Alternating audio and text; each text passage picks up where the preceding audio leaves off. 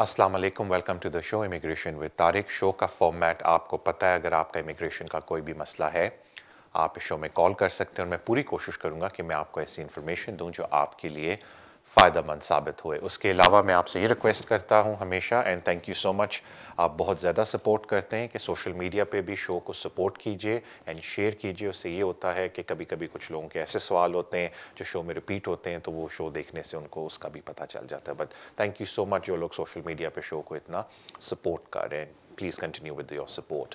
Thank you so much आपके patience का। अब हम लोग अपने पहले कॉलर की तरफ चलते हैं। अस्सलाम वालेकुम। हेलो जी, अस्सलाम वालेकुम तारिक साहब। वालेकुम अस्सलाम।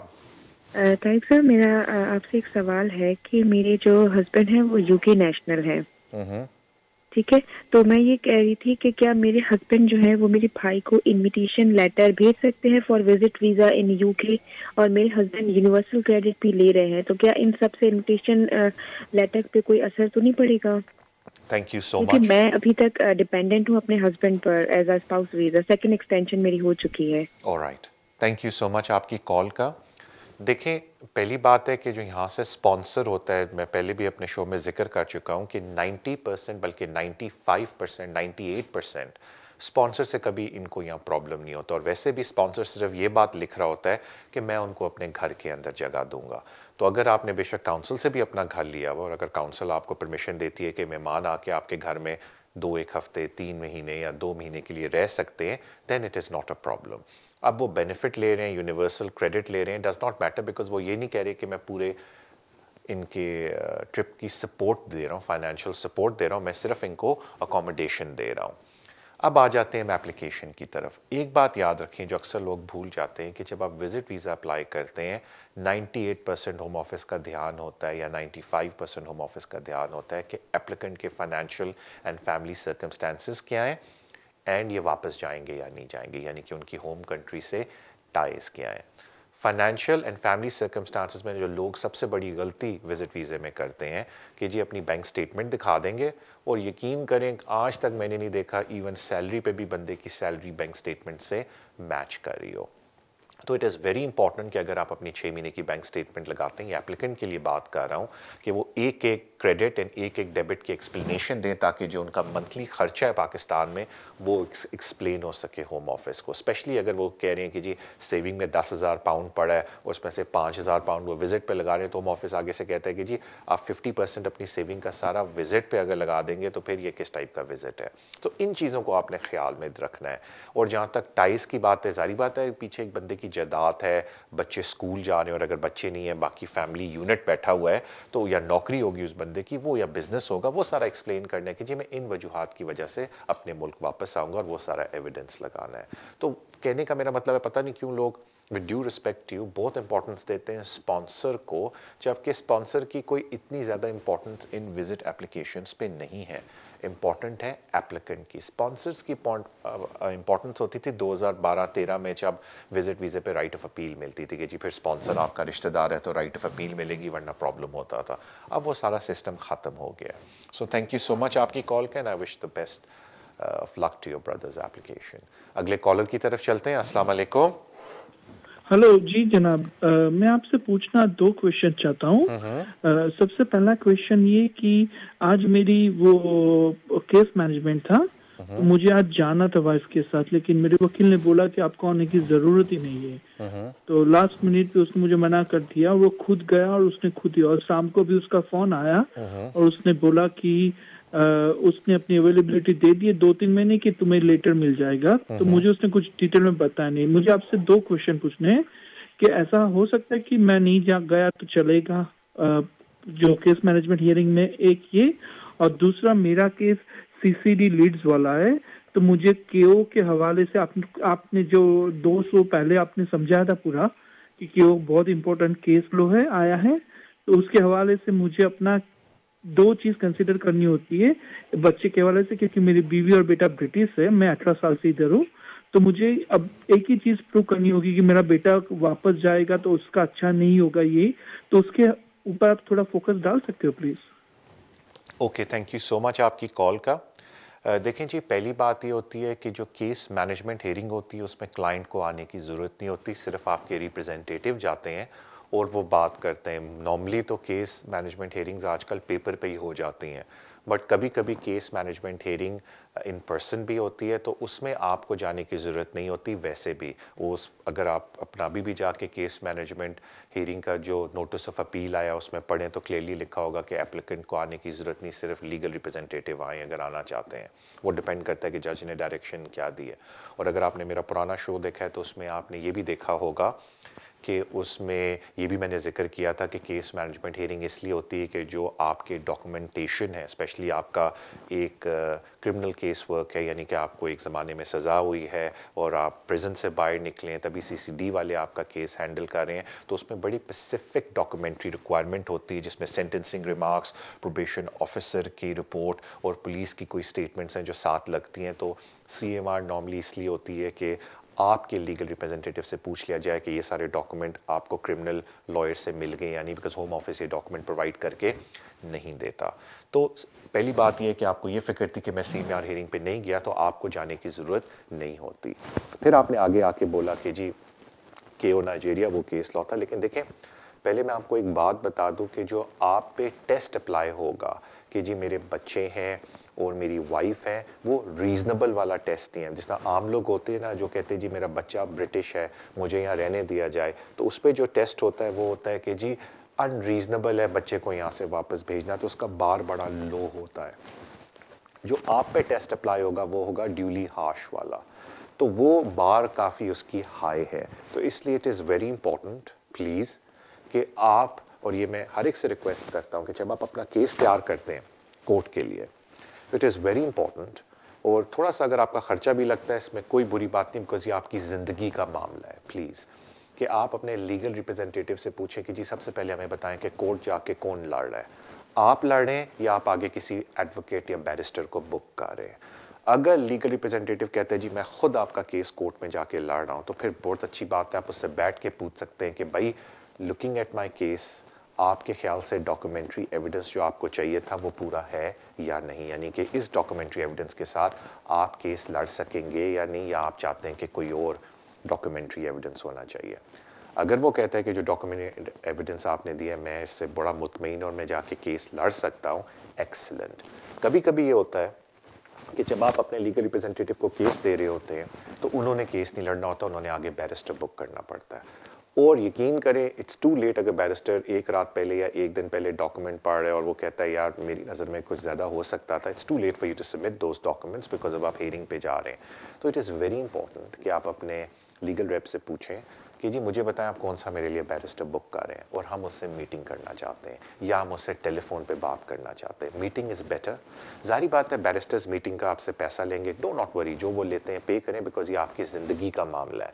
और जब आप मीटिंग बैरिस्टर से करें तो आप उनसे कह सकते हैं कि जी हमें ये बताएं कि ये हमारा केस है, हम कौन कौन से डॉक्यूमेंट्री एविडेंस आपको लगता है हमें लगाने चाहिए अपने केस पे, कौन सा टेस्ट है जो होम ऑफिस या जो कोर्ट हम पे अप्लाई करेगा, तो बताएं क्या हमारा केस उस टेस्ट के मेयार पे पहुंचता है या नहीं पहुंचता।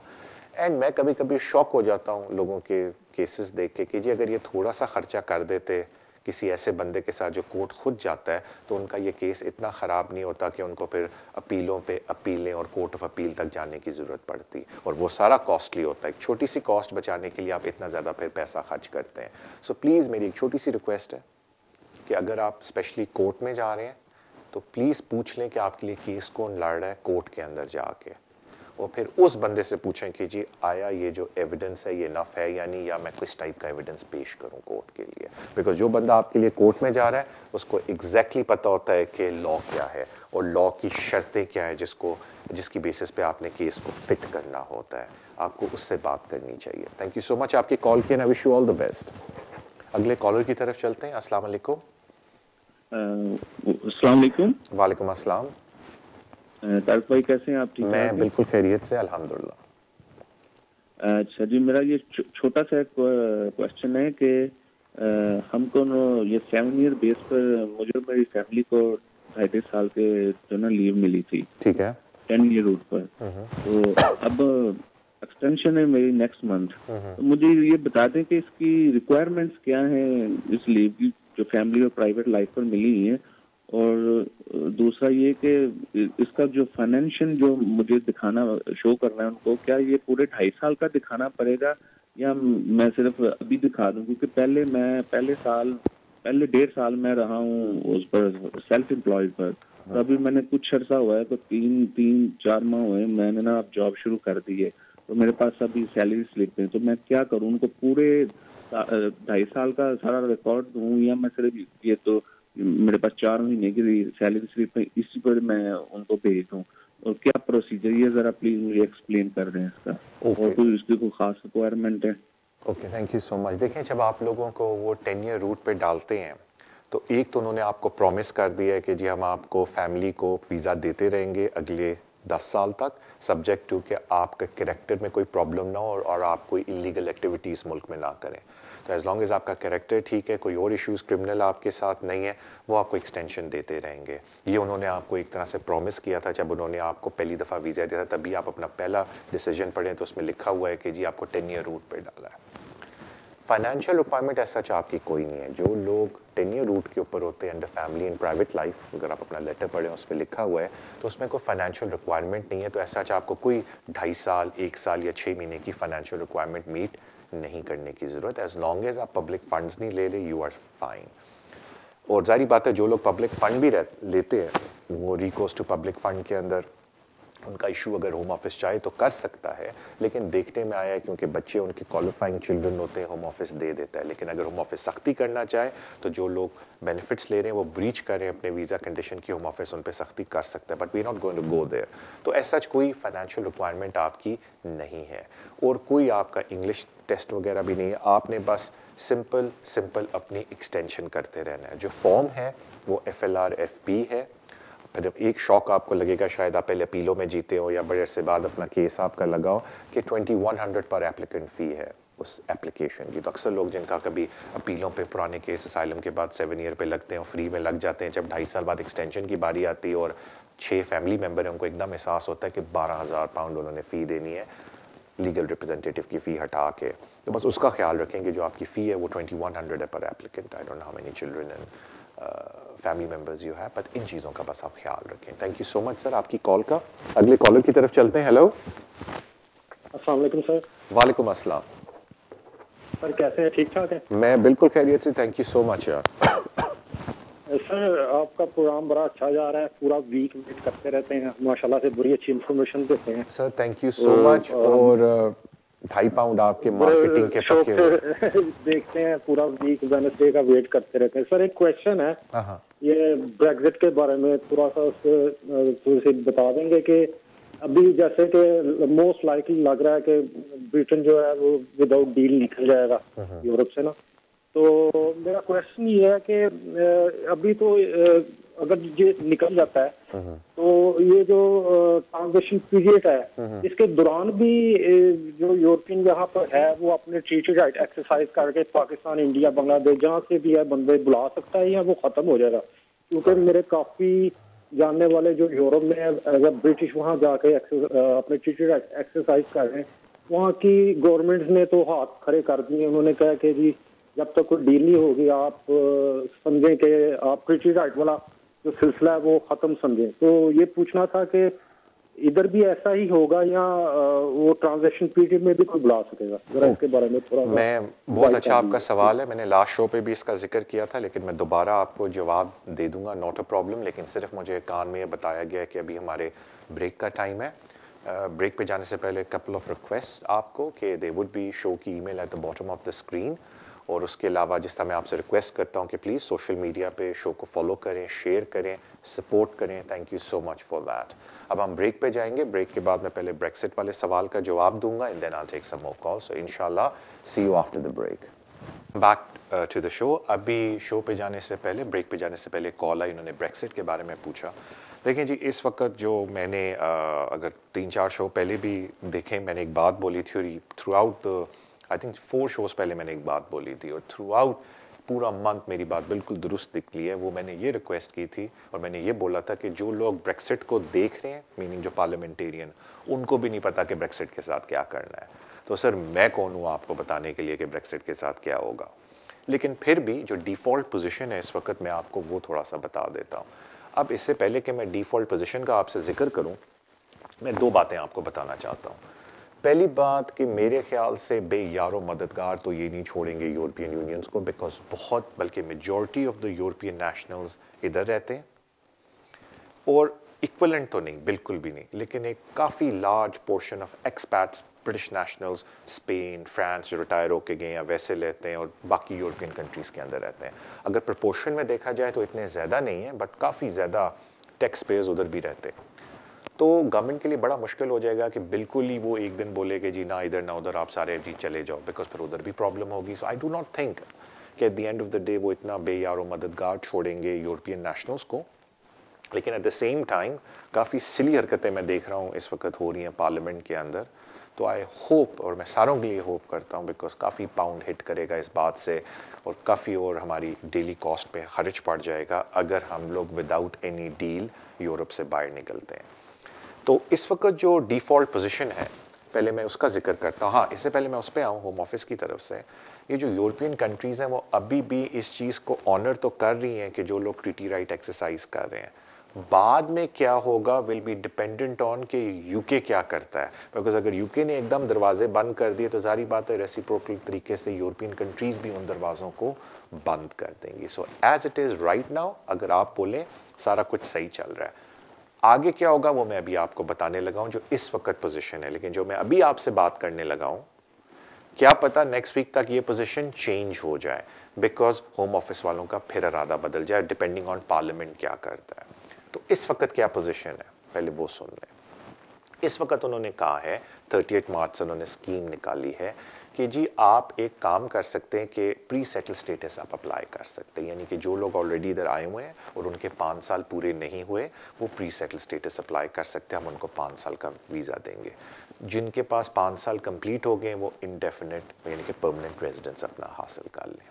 जिनके पास सब कुछ नहीं है या पुराने वीज़े लगे हुए हैं, यूरोपियन की बात करें, उन्होंने प्री सेटल स्टेटस अप्लाई करना है और उसकी जो डेडलाइन है उन्होंने वो दे दी है दिसंबर 2020, यानी कि जो यहाँ दिसंबर 2020 तक रह रहा है, जिस फैमिली मेम्बर उसका रह रहा है या इससे पहली डेट पे उसने उसको ज्वाइन किया है, उन लोगों को इस वक्त यूरोपियन रेगुलेशन के अंदर, आपको पता है कि अब यूरोपियन रेगुलेशन 2019 शुरू हो गई हैं, जो भी रेगुलेशन उस वक्त तक होती है 2020 तक, अगर 19 के बाद वो 2020 वाली भी निकालते हैं आई डू नॉट नो, बट वो कह रहे हैं कि हम उनको वीज़ा देंगे। अब जारी बात है कि अगर उनको देंगे तो सुरेंद्र सिंह रूट भी चलता रहेगा, because Surendra Singh route regulation ये रेगुलेशन की एक पैदावार है।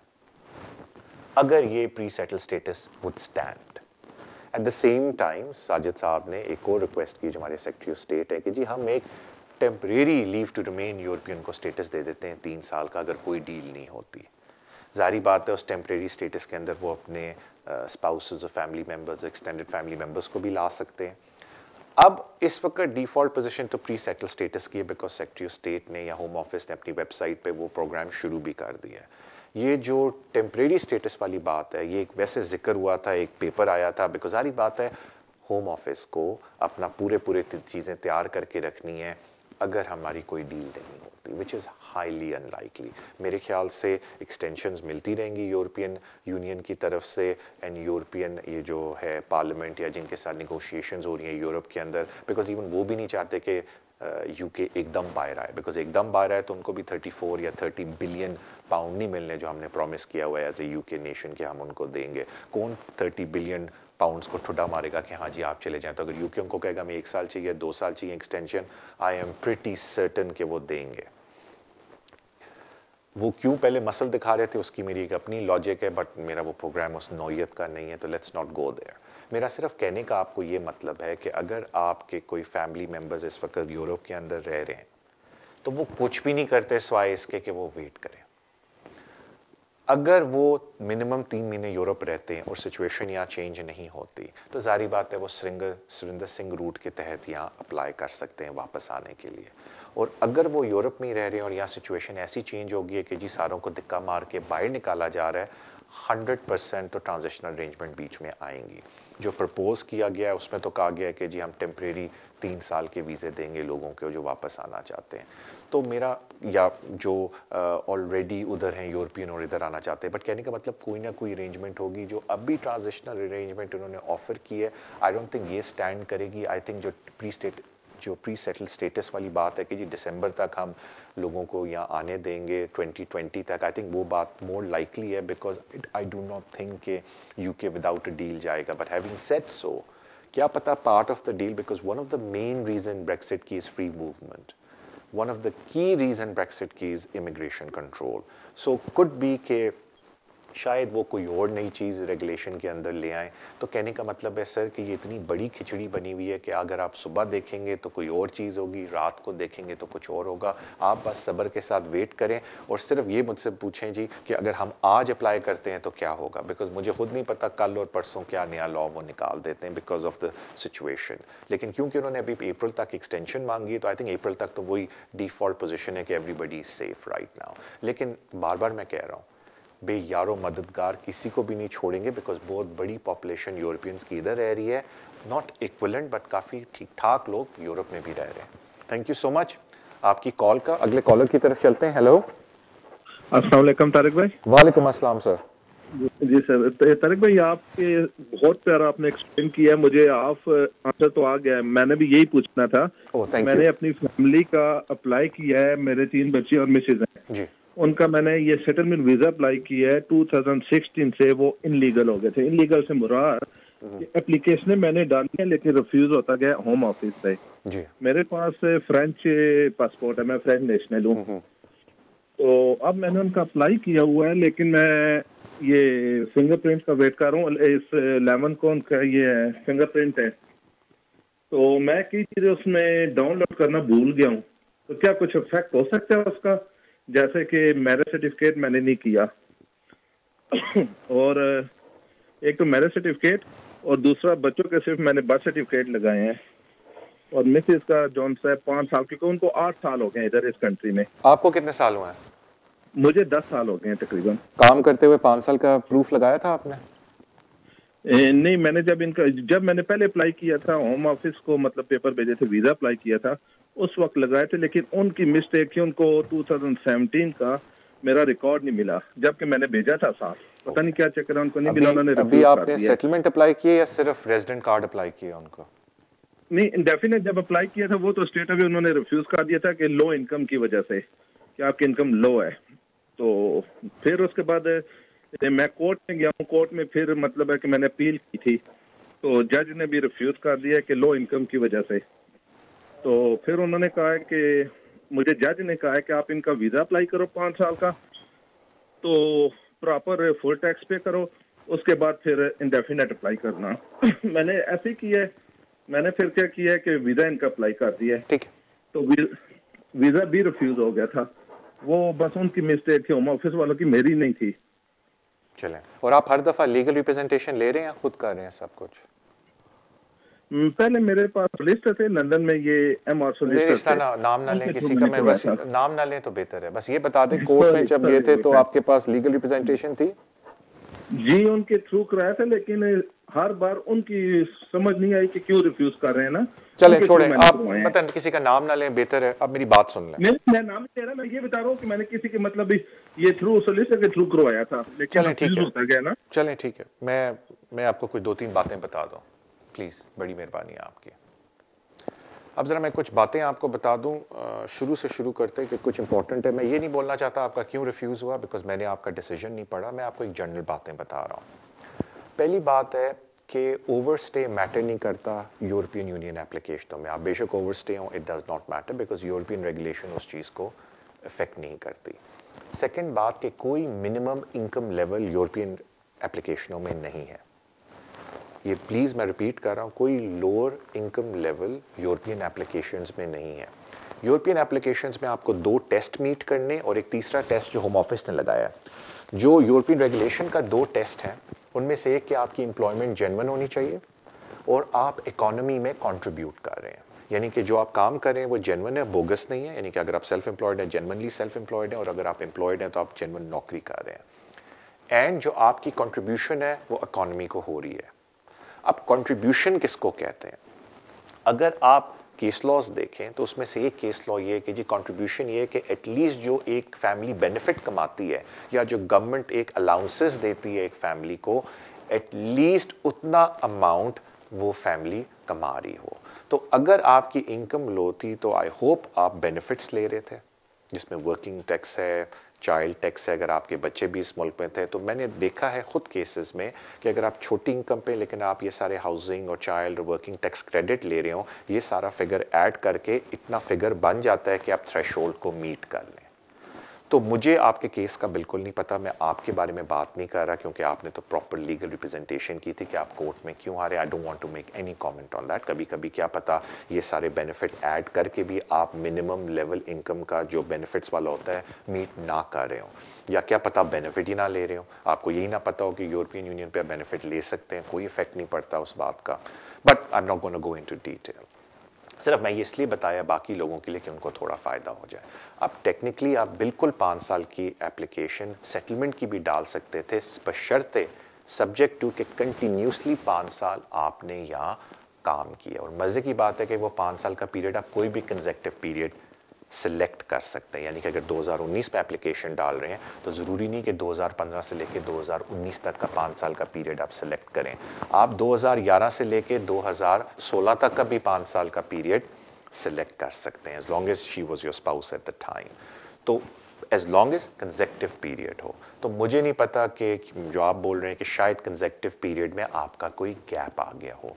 कभी कभी मेरे पास लोग आते हैं, मैं कहता हूँ जी अगर आपका 18 में कोई गैप है तो 18 को छोड़ दें। अगर आप 10-15 साल से इधर रह रहे हैं, आप 10 से लेके 15 तक चूज़ कर लें, आप 12 से लेके 17 तक चूज़ कर लें, क्योंकि कंसेक्टिव 5 ईयर पीरियड होना चाहिए, करंट 5 ईयर नहीं होना चाहिए। But I don't want to get into detail there because मैंने आपका केस नहीं पढ़ा, but that is something you can look into. But लगता ये है कि 5 साल का शायद आपका पीरियड इसलिए ना माना गया हो कि कंसेक्टिव 5 साल आपने अर्निंग नहीं की। एक दफ़ा लो इनकम और इनकम भी पूरी नहीं है पूरे 5 साल के अंदर, कि 1 साल शायद आपका कुछ मिसिंग हो। जहाँ तक डॉक्यूमेंट्री एविडेंस की बात है, देखें होता ये है कि रिलेशनशिप प्रूव करना यूरोपियन एप्लीकेशन में मैंडेटरी है। और अगर आप यूरोपियन रेगुलेशन को देखें तो उसमें कहा गया है हर एप्लीकेशन के अंदर आपने रिलेशनशिप प्रूव करनी है। तो अगर होम ऑफिस अपनी डिस्क्रेशन इस्तेमाल करता है तो वो इस चीज़ को इग्नोर कर देगा कि आपने अपलोड नहीं किए ये डॉक्यूमेंट, और कहेगा क्योंकि आपका केस पुराना भी चल रहा था, प्रीवियस एप्लीकेशन में हमें पता था कि आपने ये सारा कुछ डाला हुआ है, तो दैट्स फाइन। लेकिन अगर उन्होंने रिफ्यूज़ कर दिया तो like I said, E regulation का ये फ़ायदा है कि ये एप्लीकेशंस बड़ी चीप होती हैं, बल्कि जो ई रेगुलेशन 19 है उसमें तो फ्री है नई एप्लीकेशंस। सो कहने का मतलब है कि अगर किसी वजह से रिफ्यूज़ होती है, आप उस चीज़ को दुरुस्त करें और दोबारा से अप्लाई कर दें। ये वो वाली एप्लीकेशन तो है नहीं ह्यूमन राइट वाली कि भाई 2100 मैंने हर दफ़ा देना है तो इतना मेरा पैसा लग रहा है। आपने तो सर जी 65 पाउंड देने हैं सिर्फ, वो भी नई रेगुलेशन में फ्री है। लेकिन अगर हम पुरानी रेगुलेशन की भी बात करते हैं तो I would strongly request you कि अगर आपका दोबारा रिफ्यूज़ होता है तो जो इस फील्ड के अंदर स्पेशलिस्ट हैं उनके पास जाके एक दफ़ा अपना केस दिखा लें, स्पेशली पुराना भी देख लें वो, ताकि उनको पता चले कि क्यों आपको last time indefinite leave to remain नहीं मिला, जबकि लो इनकम रिक्वायरमेंट नहीं है, genuine and contribution to economy requirement है। जो कंट्रीब्यूशन ऑन इकोनॉमी है उसमें वो बेनिफिट को कंपेयर करते हैं, और अगर एक बंदा ऑलरेडी सारे बेनिफिट ले रहा है तो ऑटोमेटिकली उसका फिगर ऊपर चला जाता है। तो that is bit confusing, but I don't want to comment on that. And I wish you all the best आपके फ्यूचर में। तो अगर रिफ्यूज़ भी होता है just make a new application. So मुझे बताया जाता है कि इस वक्त हम ब्रेक पे जाने लगे हैं। ब्रेक पे जाने से पहले at the bottom of the screen there would be a email. और एक और बात बोल दूं जो मैं हमेशा सारे लोगों से रिक्वेस्ट करता हूं कि प्लीज़ सोशल मीडिया के ऊपर शो को फॉलो कीजिए। थैंक यू सो मच जो लोग फॉलो करते हैं, शेयर करते हैं, प्लीज़ कीप डूइंग दैट। अब हम ब्रेक पे जाएंगे, ब्रेक के बाद I will take some more calls इंशाल्लाह। See you after the break. Welcome back to the show, thank you so much for your patience. अगले कॉलर की तरफ चलते हैं। अस्सलाम वालेकुम जी, अस्सलाम वालेकुम। वालेकुम अस्सलाम। कैसे हैं आप सर? ठीक है, बिल्कुल खैरियत से, thank you so much for asking. Sir 2 question थे मैंने आपसे पूछने थे। मुझे परमानेंट रेजिडेंस मिली थी after retain rights of residence in 2000, back in 2018 मई में मुझे मिली थी परमानेंट रेजिडेंस। अच्छा, उसमें ये है कि जो डेट है बायोमेट्रिक रेजिडेंस परमिट पे वो थी 10th, तो मुझे ये कंफ्यूजन थी कि मेरी जो डीम डेट है वो थोड़ी सी बैक डेटेड है। तो अबाउट 3-4 वीक्स अगो आपने इंफॉर्मेशन मुझे दी थी कि आप फर्दर अगर क्लैरिफाई करना चाह रहे हैं तो आप अपनी SAR जो है ना वो फेच करवा लें होम ऑफिस से। तो मैंने उनको ऑनलाइन रिक्वेस्ट सेंड की, तो फाइनली मुझे जो है वो SAR मुझे रिसीव हुई, लेकिन उसमें एक बड़ी स्ट्रेंज इंफॉर्मेशन है। मुझे BRP कार्ड वो दे रहे हैं 10th मई को, जो कि BRP कार्ड के ऊपर स्टेटेड है डेट, लेकिन जो मैं उसके केस वर्कर के नोट्स देखता हूँ SAR में, वहाँ पे उन लोगों ने स्टेट किया हुआ है कि we can confirm the applicant acquired the permanent residence in July 2018। अब इस केस में अगर तो मैं BRP कार्ड जो कि 12 मंथ्स तक होल्ड करूं, so I will be entitled by 10th next month for applying for naturalisation. लेकिन जब अगर मैं एप्लीकेशन सबमिट करता हूं होम ऑफिस, अगर वहां से वो उसको चेक करते हैं तो वहां पे इंटाइटलमेंट जुलाई की है। तो ये ना हो कि मुझे वो रिफ्यूजल लग जाए, I could lose the money and you know काफी एक्सपेंसिव है ये। बाकी सारी वो मैंने चेक करवा ली, पुलिस रिकॉर्ड और CCJ वो भी मैंने ऑनलाइन चेक करवा लिया है, लाइफ इन द UK भी डन है, यानी कि मैं इन शॉर्ट मैं गुड टू गो हूँ। लेकिन मैं जरा थोड़ा सा कंफ्यूज हूँ कि इसमें क्या करना। और छोटा सा एक और क्वेश्चन था साथ में ऐड करो, आपने ऑलरेडी ब्रेक्सिट के बारे में बड़ा ब्रीफली एक्सप्लेन कर दिया, जो कि काफी कॉन्सेप्ट क्लियर हो गए, लेकिन मेरे केस में जिन लोगों ने वैसे ही परमानेंट रेजिडेंस होल्डर हैं, जो उन लोगों को सेटल, अगर तो वो ब्रिटिश सिटीजनशिप के लिए अप्लाई नहीं करते तो सेटल अप्लाई करना जरूरी है। डील और नो डील दोनों केसेस में क्या PR होल्डर जो है वो सेफ साइड में, बस ये थोड़ा सा क्लैरिफाई कर दीजिएगा। थैंक यू वेरी मच आपके टाइम का। थैंक यू सो मच यार। जहाँ तक आपने मुझे भी SAR की बात बताई तो बेहतर है पहले कोई अच्छी तरह से जिसका ये काम है वो पढ़ ले, या मैं उसको पढ़ लूँ तो बता सकता हूँ, वरना तो टेक्निकली आपके 12 मंथ काउंट होते हैं जब आपको वो बायोमेट्रिक लगाओ। कभी कभी इनफैक्ट ये होता है कि लोगों के बायोमेट्रिक पे डेट 2000 मई 2018 की होती है, लेकिन डीम्ड पे लिखा होता है जनवरी 2018। मैंने वो वाले भी देखे हैं, तो फिर हम कहते हैं जनवरी 2018 से काउंट करो। आपने तो उल्टी एक बात मुझे बता दी है कि वो आगे से है, क्योंकि दोनों पीरियड्स में कुछ मंथ्स का डिफरेंस है। To play it on the safe side कि जुलाई तक वेट कर लो, लेकिन मेरे ख्याल से बेहतर है किसी कॉम्पिटेंट पर्सन को जाके अपनी SAR एक दफ़ा पढ़ा दो कि वो आपको अपना व्यू भी दे दें। बिकॉज ऑफ कोर्स मैंने आपके SAR के अंदर जो कमेंट्स लिखे हैं वो पूरी तरह से नहीं पढ़े, तो I can not say anything, लेकिन आप किसी कॉम्पिटेंट पर्सन के पास जाके इस चीज़ से डिस्कस कर लो। वरना अगर वेट भी करना पड़ता है तो we only talking about 2-3 months, लेकिन आप पूछ सकते हो। जहाँ तक बात है जिन लोगों के पास PR है, जारी बात है वो लोग कह रहे हैं कि जी आप प्री सेटल स्टेटस के अंदर सारे दोबारा अप्लाई करें, लेकिन मैं एक रिक्वेस्ट उनसे कर रहा हूँ कि क्योंकि प्री सेटल स्टेटस की उन्होंने डेडलाइन दी है दिसंबर 2020, इस वक्त अगर आपका PR का +1 ईयर दिसंबर 2020 से पहले हो जाता है पूरा, तो फिर आपको ज़रूरत नहीं है कुछ भी करने की, you can just sit back और आप फिर एक ही दफ़ा नेशनलाइजेशन एप्लीकेशन डाल देना। आपने भी बड़ा अच्छा सवाल पूछा कि जी अगर मेरी नो डील हुई ब्रेक्सिट की, तो अभी जो टेम्परेरी लीव टू रिमेन है उसका आया है, उस पर उन्होंने PR वालों को बोला है दे can just sit back and they can make an application for naturalisation. लेकिन जो भी डिफ़ॉल्ट पोजीशन हुई वो आपको क्लियर हो जाएगी in the coming days and months. इस वक्त मेरे ख्याल से आप प्री सेटल स्टेटस की बेसिस पे चलो, अगर कोई चीज़ चेंज होती है उस वक्त हम डिस्कस कर लेंगे, बिकॉज अभी इतने सिनेरियोज हैं। आप देख लो हर रोज़ तो ये लोग 10 से 12 पिटिशंस डाल रहे हैं, पार्लियामेंट में डिस्कशंस कर रहे हैं, तो लेट्स सी के ऊँट किस तरफ जाके किस पहाड़ के नीचे बैठता है। But for the time being everybody should follow कि जो प्रोसेस होम ऑफिस की वेबसाइट के ऊपर चल रहा है, जो कि प्री सेटल्ड स्टेटस वाला है। जिन लोगों के पास ऑलरेडी PR है, मेजॉरिटी से भी ज़्यादा वो सारे वो हैं जो अभी प्री सेटल स्टेटस के ख़त्म होने से पहले ही उनके नेचुरलाइजेशन की बारी आ जाएगी, तो उनको कुछ करने की ज़रूरत नहीं है, वो सिंपली अपनी नेचुरलाइजेशन एप्लीकेशन डाल दें। अदरवाइज़ उनको भी प्री सेटल स्टेटस दोबारा अप्लाई करना है। But what I am trying to say to you, क्योंकि आपका PR ऑलरेडी लगा हुआ है और प्री सेटल स्टेटस की जो डेडलाइन है वो 2020 दिसंबर तक है, और सारे जिनका PR लगा हुआ है वो नेशनलाइजेशन की उनकी बारी उससे पहले आ जाएगी, तो they can just wait it out and apply कर दें नेशनलाइजेशन के लिए। और अगर डिफ़ॉल्ट पोजीशन चेंज हुई हम इस शो में बता देंगे, वरना आपको टीवी पे और भी पता चल जाएगा। So just wait patiently. Thank you so much आपकी कॉल का। अगले कॉलर की तरफ चलते हैं। हेलो, अस्सलाम वालेकुम। वालेकुम अस्सलाम सर। तारिक साहब, एक बात पूछी थी। मैं इटालियन नेशनल हूँ और पिछले 3 साल से मैं UK में रह रहा हूँ। मैं कोई बेनिफिट नहीं ले रहा हूँ और मेरी वेजेस तकरीबन 800 पाउंड मंथ बनती है। जी सर। तो मैंने सुना था कि एक लॉ है, यूरोपियन लॉ है कि मैं अपने भाई को सपोर्ट करता हूँ, एवरी मंथ पाकिस्तान उसको मैं पैसे भेजता हूँ, तो मैं उसको यहाँ पे सेटलमेंट के लिए बुला सकता हूँ या नहीं बुला सकता? प्लीज़ आप ये बता दें। शुक्रिया। Thank you so much sir, thank you so much आपकी कॉल का। देखें जी, पहली बात है कि जो आपके भाई हैं वो एक्सटेंडेड फैमिली मेम्बर की कैटेगरी में आएंगे। तो सबसे अच्छी बात है एक्सटेंडेड फैमिली मेम्बर के लिए वो ये है कि अब ये रेगुलेशन 2019 शुरू हो गई हैं और ये रेगुलेशन 2019 में एक्सटेंडेड फैमिली मेम्बर को उन्होंने राइट ऑफ अपील दे दी है। यानी कि अगर आप किसी एक्सटेंडेड फैमिली मेम्बर की एप्लीकेशन डालेंगे और वो रिफ्यूज़ होती है तो आपको राइट ऑफ अपील मिलेगा। तो पहली बात तो ये टिक हो गई। अब मैं आपको बताता हूँ कि majority extended family member application refuse क्यों होती है। एक्सटेंडेड फैमिली मेम्बर एप्लीकेशन जब आप डालते हैं आपको 2 शराइत पूरी करनी पड़ती है। पहले मैं आसान वाली शर्त बता देता हूँ। आसान वाली शर्त यह है कि यूके के अंदर they are still your dependents, यानी कि आप यूके में हैं और आप उनको पैसे भिजवा रहे हैं तो they are still your dependents, या वो आपके हाउस होल्ड के अंदर रहते हैं। अभी आपने मुझे बोला कि तारिक भाई मैं अपने भाई को पैसे भिजवा रहा हूँ, you are in the UK, आप उनको पैसे भिजवा रहे हैं, तो ये साइड ऑफ द रिक्वायरमेंट आप पूरी करें। या पैसे भिजवा रहे होते या they were member of your household, यानी कि आपका जो घर है, जो आपके नाम पे घर है, उधर वो रहते हो।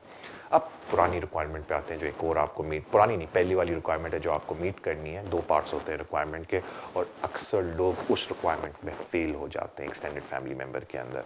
वो ये है कि before you came to United Kingdom, आपकी बात हो रही है, आपके भाई की बात नहीं हो रही।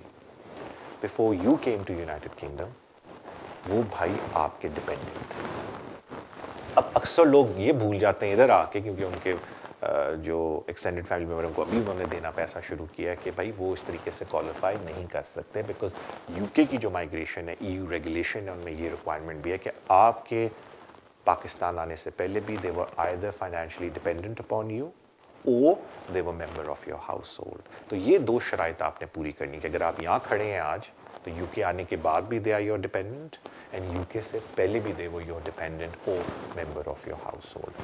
तो आप, मुझे पता है आपने बोला तारिक भाई मैं इटालियन हूँ और मैं अब इधर हूँ, मुझे ये नहीं पता कि जब आप इटली में थे with the Italian passport, not उस वक्त जब आप अपना कोई स्टेटस कर रहे थे कि आपकी आवाज़ से लग रहा था कि आप शुरू में पाकिस्तानी थे, नॉट जब आपका केस चल रहा था, not that, when you became Italian, उसके बाद भी आप सपोर्ट कर रहे थे अपने ब्रदर को, यानी before you came to the UK, that is the correct test.